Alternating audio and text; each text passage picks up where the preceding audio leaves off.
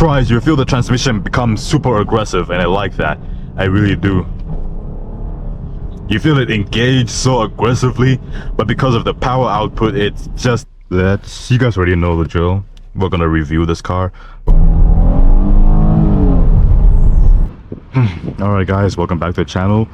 Today we get a 2022 Chrysler Grand Caravan STX. Front wheel drive with a V6, Pentastar V6. Pushing around, I want to say 298 horsepower. Front wheel drive. Pretty impressive. And I will honestly argue this is like the perfect minivan.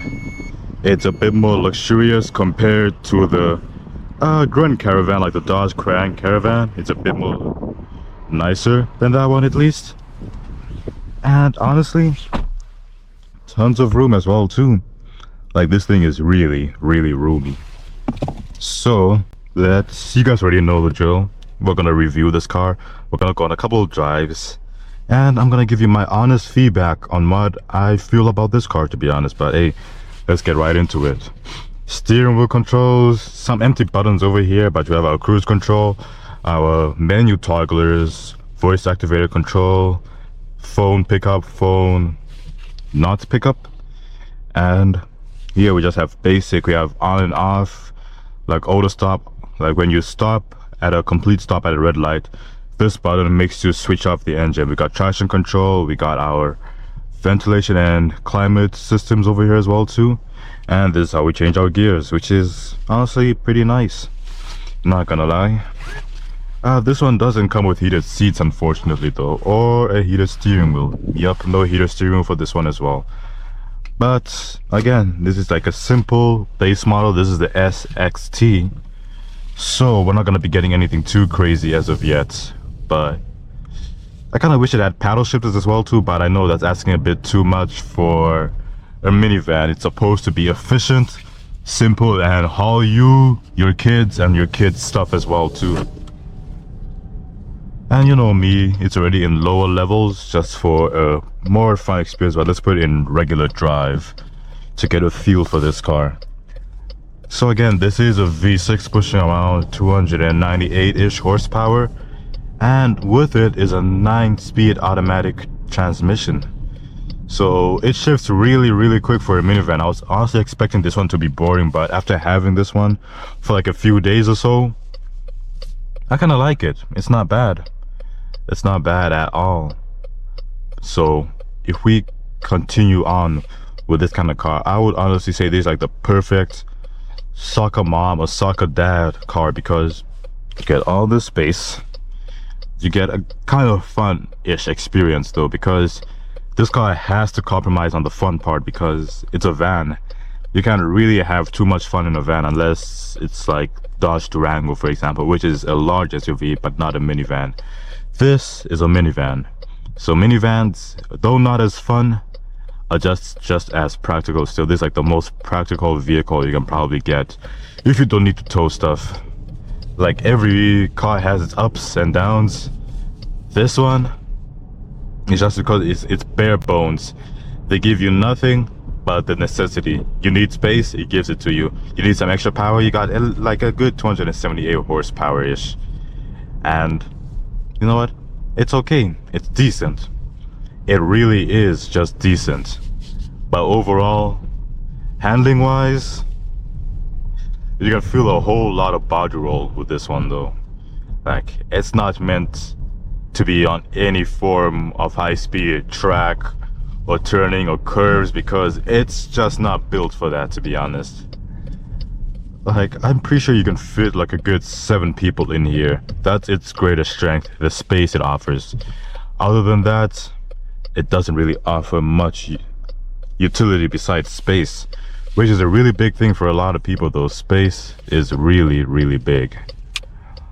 But let's just try a quick acceleration test when we get the chance, because honestly, this thing it's not bad though. Top speed of 220 kilometers an hour, which is okay for a minivan. It's not like you're gonna be reaching those speeds ever, no matter what you're trying to do, because this minivan I doubt will get there in a timely manner, because no minivan is getting to 220 kilometers an hour in a timely fashion. Alright, so if we switch it to lower levels, that makes it redline a bit harder, and we step on it. Not bad. It has like a decent acceleration. I would say 0 to 60 kilometers under 7 seconds, barely, at least, though. Because again, think about it. If this thing was, for example, fully loaded, you would have 7 people, some hockey equipment in the back as well too. And then after, with all of that, I don't think you'll be able to haul as much though. You gotta be putting a lot of strain on the vehicle.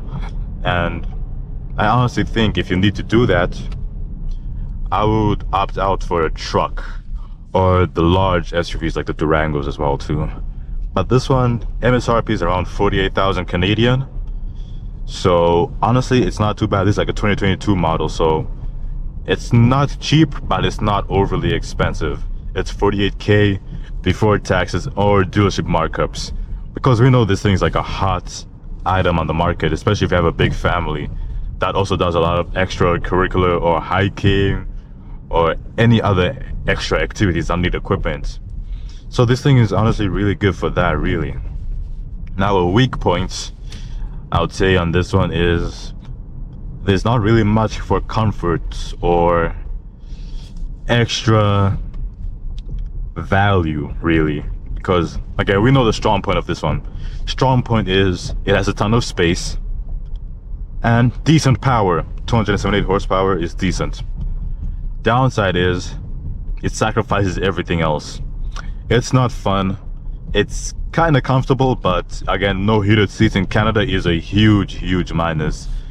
And you know me, I like my moonroof, so this thing doesn't have a moonroof either too, so that's a huge minus as well.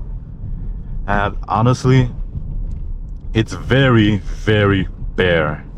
Like, this thing is just very bare bones, very simple. But honestly, that's okay-ish. You're not getting this car for the fun or for the thrill. You're getting it to get you from point A to point B in a good and timely fashion, because again, no kid is really buying this. This is for the folks that have children, so they're gonna be more responsible. They're willing to sacrifice more. So yeah, I would recommend this car for the folks with children, because you honestly don't need this much space if you're gonna be driving yourself, keeping it 1,000 at least. And honestly, that's not bad. This thing has smooth body lines all around, and with the controls, this makes like for a good utility vehicle. Like, for example, if you need to haul a lot of equipment with you daily, like you have like a camera crew, this will be perfect, because it opens, the doors open so perfectly that you can go outside and film your stuff as well. Like, I'll try and add some what I'm picturing in my head. So what I'm picturing is family oriented only if you need the extra space. Like, if you have one kid, this is not worth it. And 2, if you haul a lot of equipment with you and you don't really need the huge gigantic van, for example, like if you don't need the gigantic van, get this instead. And yeah, that's really this thing's only strong points, to be honest. Extra space for more utility.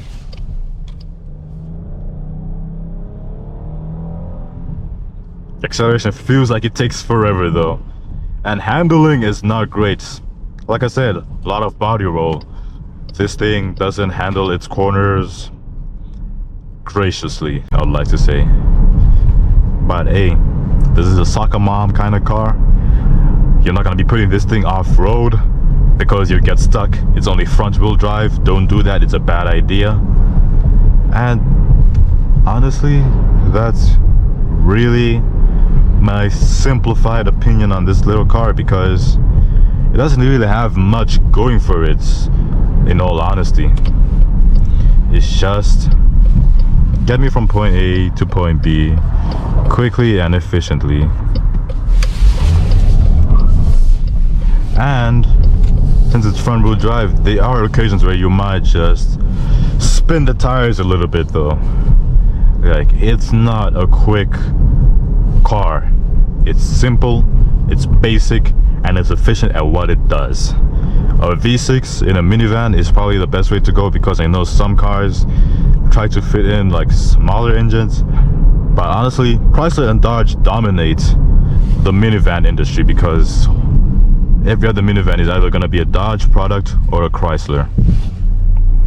And if you put it in launch and try to launch this thing,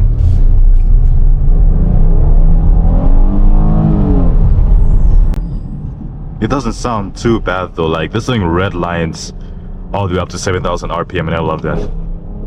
Woo. If you put it in lower levels, like this thing, like tries, you feel the transmission become super aggressive, and I like that. I really do. You feel it engage so aggressively, but because of the power output, it just doesn't hit as right, to be honest. It tries 110%, it definitely gives it all it's got. But because of the low power and how much it has to pull,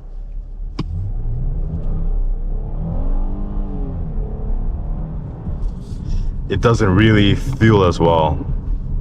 And because this thing doesn't have bucket seats, I am like sliding in my seat right now, making a turn at 50.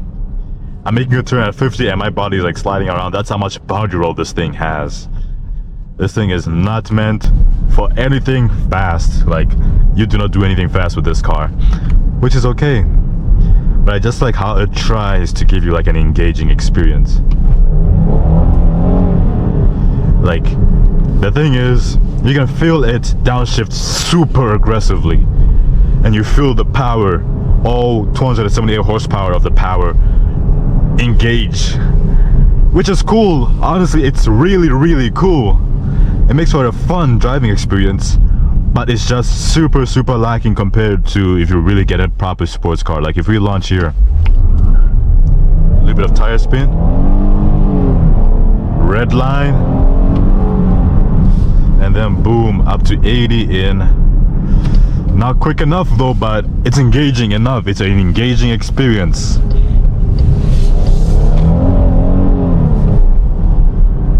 Which is honestly pretty good. I don't blame this car for trying. It does a good job at what it does. And honestly,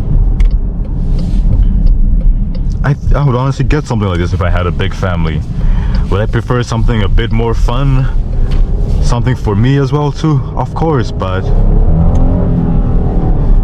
just the way it is currently, it's not bad.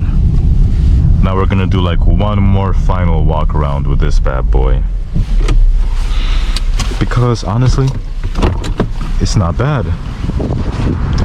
Today is kind of a windy day, so the audio might bug out every now and again, but look at the nice sleek design of this little one. Simple, and it's actually kind of wide. The more you look at it, the more you realize how wide this thing is. Yep, we're getting some wind interference, but honestly, not a bad vehicle. And if you look at the keys here, if I click this button, automatic doors, people, like that screams a luxury to me, at least, and I like that. But anyway guys, this has been Hooked on Cars. Take care and stay safe. Peace.